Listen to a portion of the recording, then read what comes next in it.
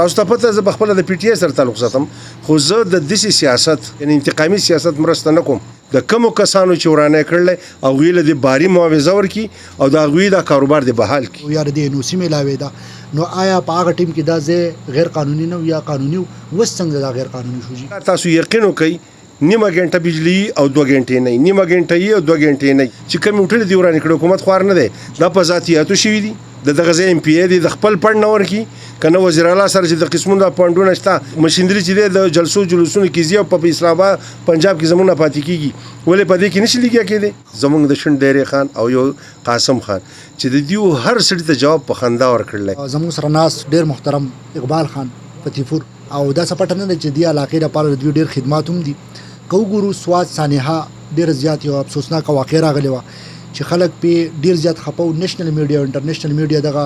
بار دا خبر چې کوم دی چوت کړي او یقینا چې د افسوس خبره هم و بیا بعد داغه نه کو ګورجی دغه ګرند اپریشن انکروچمنت په نوم باندې دغه تباہی روانه او په بایپاس باندې د بلا خلکو دغه روزګار او څومره هم په دغه کې د سواد په مون خبره ونه کو یوازې بلکې د شنګلی او د بونیر د لری مضافات خلک پاغي کې په روزګار او د اغوی د پاروم دغه سانې حراله تاسو پوښتنه کوو خان ډیره مهرباني د وخت راکول دي هر څه تاسو موجوده کوم صورتحال روان دي ته په کم نظر ګورئ مننه افتخار خان ډیره مهرباني تاسو دراتلو ډیره شکریا زه خو د ټولو نه مینا د سواد سانحې ته دا د سانحې لپاسه سانحې روانې دي یو سانحه د سیاحت والا کسان راغلي دي او هغې خلکو منع کړي چې پورې مه پورې وځئ خو د هغوی یو مقرره وه هغه ځای ته لاړل او هغه سینوې وړل یو لوی واقعه افسوسناکه واقعه راله زړه د کومې نه پې خفه یو اظهار د افسوس پې کوو لیکن دا چا وکړه دا ولې وشوه او د دې ازاله څه ده آیا دا کوم کسان چې وړی شوي دي چې دا هوټل وران شي دې ازاله به وشي دا به ژوندي شي آیا دا هوټل چې رغېده حکومت وده و دا څومره دیو چې انکروچمنټ ورته وایي چې دا دیو تجاوزات کړي دي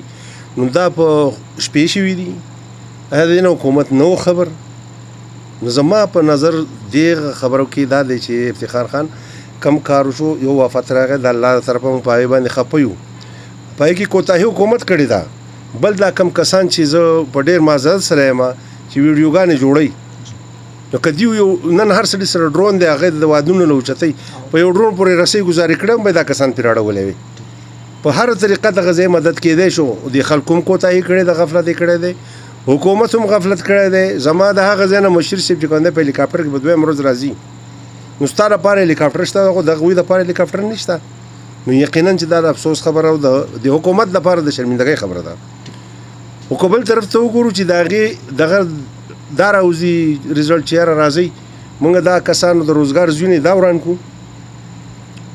او بیا خلک راوځي چې یاره دا کار بد شوی دی او حقیقت دی چې ظلم شوی دی زیاتی شوی دی خو داسې هغه یو پښتو یو شعر ماته رعایت شي په دې موخه وایي چې په وینو وینې وینځي دغه کوم تدبیر او چل دی چې په وینو وینې وینځي دغه کوم تدبیر او چل دی په زندان او زولنو کې د کومو ستونزو حل دی موږ په وینو وینې وینځو یو طرف ته چیغه وو چې دا کوم هوټلې ورانې شوې دا زیاتی وشو او بل طرف ته چیغه وو چې پلانې هوټل دې وران شي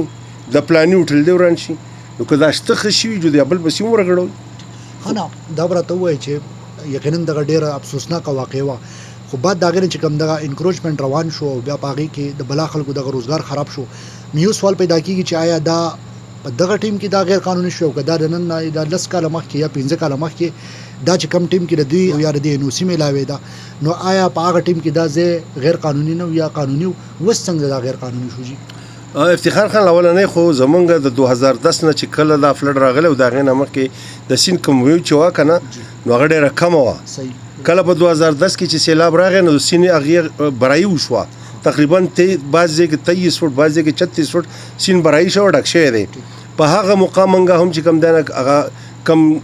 باثره خلک شو هغو ته ویلي چې دا سیند تش کوي چې دا تش شي نو دا سیند لوښی به کولاو شي او جوور به شي نو نقصان به نه کوي دیو په هغه کې پابندي ولګوله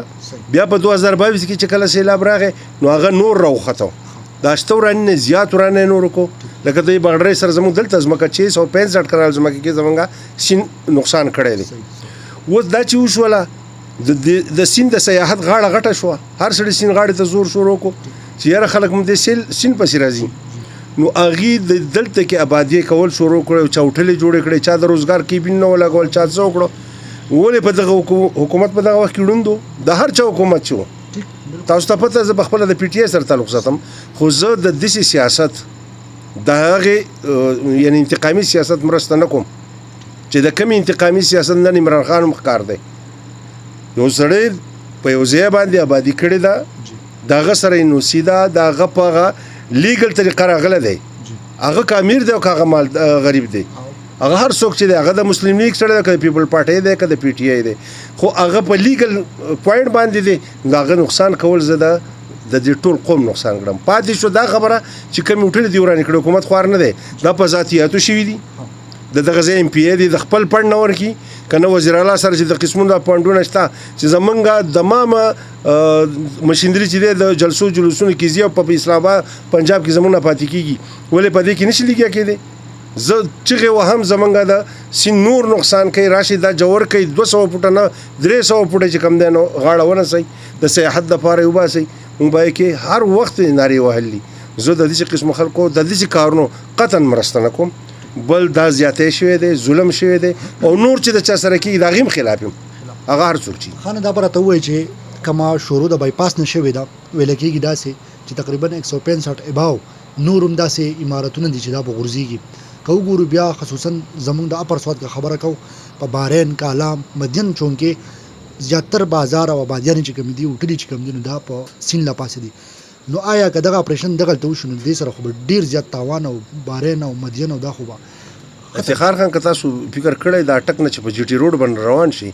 د دې سیند په غاړه دنیا وټلي صحیح دا اټک نه را دی پله بیا چې چکدرې ته ورسېد چکدرې نه روان شه د کالامه پورې د مدین نه پورته ځمکه شته نشته جی چې دی دا 200 فوټ د سیند اخلي خو روډ پکې هم نه راځي صحیح خبره روډ هم په دغه 200 فوټ کې دننه دی پرون چې موږ د یو چیرمن صاحب سره هلته انټرویو کړو نو هغه وی چیرته کې خو ځمکه نشته خو بره غر دی او لاندې سیند دی نو دا خلک به چېرته ځي کراچۍ کې خو یې موږ څوک نه پرېږدي موږ همدا وایو ګوره جي د ګورنمنټ که دا کارونه کوي اګینسټ د هغې یو شیز پکار دی چې حکومت عوام له څه ریلیف ورکړي تیلو ریلیف نشته تیل ګرانېږي د بجلۍ ریلیف نشته زموږ د بجلۍ بېګا تاسو یقین وکئ نیمه ګنټه بجلي او 2 ګنټې نه نیمه ګنټه یې او 2 ګنټې نه موږ قوم دوه نوز غبلی شو هر سړی لګېږي ځان له د بیټرۍ او د دې بندوبست کوي په شکال سیزن دی چې ډېره زیاته تاسو دا مهمه خبره وکړه چونکې زما هم ذهن کې و چې په دې باندې اړه باندې هم خبرې وکړو د په شکال ورځې شپې دي چې ډېره زیاته ګرمي ده چونکې داسې ګرمي به نور کله په سواد کې و هم نه څه کاري چې کومه ګرمي ده خو د بجلۍ والا صورتحال ډېر زیات د خلکو سره هغه مذاق شروع کړی دی څرنګه چې تاسو ووایئ چې یاره بس 15 منټه او نیمه ګنټه بیا نه د دې لپاره موږ ان شاء الله العزیز کېدای شي ما خو مرګرو سره خبره کړې ده او ټول قوم به په یو فیج کوو چې بجلی نه بیا به بیل نه ورکو په دې کې هر څه چې مخې بیا راځي موږ به د بیل بایکاټ کوو قوم به په دې باندې مطمئن کوو راپاسو به چې به یې تاسو راپاسې د خپل حق تپوس وکړي اوس حکومت خو هغې ته وایي چې هغه د رعایا خیال ساتي د هغې ته تحفظ کوي نو زما په ما ډز کېږي حکومت ته نه دی خبر وایي نامعلوم مړ کړه زما بجلی نه حکومت وایي دا د وفاق سره ده وفاق وایي د صوبې سره ده د دې ځای له صبر زما حکومت شته چې زما هوټل وران کړي او زما چوپال وران کړي او زما دا وشو کوي زما کاروبار وران کړي دې له حکومت شته دې له بیا چې کوم دی نو معاوضې نه ورکوي او ځان له شیخ خرچیانو له شته چې هغې باندې ته مطلب دا دی ستا یو مشر چې راځي ولې زه په روډ راتلی شم بای روډ او دې بای روډ د خپې پولی کېږي یا د پیدل راځي په ګاډي کې راځي نو دل هلیکاپټر شته او چې سانحه کېږي دونه لویه ایشو رغېږي چې هغې نه هر څه بل وکېږي نو د هغې دپاره دا نشته زما حکومت ته دا درخواست دی چې د حالاتو سلجه وهلو د کوشش دی وکړي د کمو کسانو چې ورانه کړلی هغوی له د باري معاوضه ورکړي او د هغوی دا کاروبار دی بحال کړي دا کار دا خبره چې یاره پلانې وران کوډینګې د دې زه په حق کې نه یم ډېره مهرباني خانه دا به راته ووایي چې د تحصیلي مټې او نیشنل پارټۍ خپل موجوده کابینټ دپاره چې کوم صدر دی بلال خان هغه نامزد کو د دې په حواله ستاسو څه خیالات افتخار خان ډېره ښکلې پوښتنه دې وکړه د ټولو نه مې نه خو زه ستاسو په وساطت سره د میډیا په وساطت سره د بلال خان ته د زړه د کومې مبارکي ورکوم د مټې تحصیل د ان پی په صدارت باندې او دغه ډېر مطلب دی زه به څه ویم چې یو ډېره داسې کورنۍ ده که زه ټول عمر تعریف کوم نو زما دغه څه د تعارف محتاج نه دي خو د هغې نه مخکې چې کومه سانحه د هغوی کور ته پیښه شوې ده د دیرې خان قاسم خان په وفات باندې الله دې د هغوی مغفرت نصیب کړي او زه دغه غم چې دی دا د تمام علاقې غم او د دې تمام دغو د خاندان غم نه بلکې د دې ټولې علاقې غم و. دیرې خان ما 2 کسان لیدلي دي او دواړه دیرې خان دي زمونږ د شین ډیرې خان او یو قاسم خان چې د دیو هر سړي ته جواب په خندا ورکړلی او د دیو هغه تبسم به داسې و هغه خندا به یې داسې وه چې یاره زه یم چې یو دښمن یم مخې ته ولاړی هغه به پې هم زړبېله. نو الله دې دغه مغفرت نصیب کړي. د هغې نه وروستو دا یو پارټۍ ښه فیصله کړې ده چونکې زما خو تعلق د پی ټي آی سره دی خو این پي چې کومه فیصله کړې ده بلال خان یو تکړه او ینګ بچی دی او ښه تکړه دی ښه منډې ترړې والا دی. ایوب خان هم کمزوری شوی دی نو دا یو ښه فیصله کړې ده چې بلال خان راویستی دی. زه بیا د هغې ستاینه کوم او هغې ته مبارکباد ورکوم. ډېره مهرباني. د ټیم نه راکولو ګرانو کتونکو اقبال صاحب را سره موجود